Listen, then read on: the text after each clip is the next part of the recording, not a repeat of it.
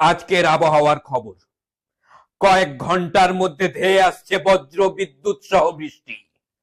কয়েক ঘন্টার মধ্যে ধেয়ে আসছে বজ্র বিদ্যুৎ সহ বৃষ্টি। ঘন্টা খানেক সঙ্গে বজ্র বিদ্যুৎ। গুরুম। এটা কি যাত্রা হচ্ছে? তাই আজকের যাত্রাপালা। আমার সাথে বলুন কথা। জেলায় জেলায় হলুদ সতর্কতা। হলুদ সতর্কতা জেলায় জেলায়। আবার যাত্রা শুরু করে দিল। আলিপুর আবহাওয়া দপ্তর জানিয়েছে। আলিপুর আবহাওয়া দপ্তর কিরকম চিল্লে চিল্লে জানিয়েছেন? ভদ্রভাবে নিউজটা পড়া যায় না? শান্তন, ভদ্রভাবে নিউজ পড়ুন।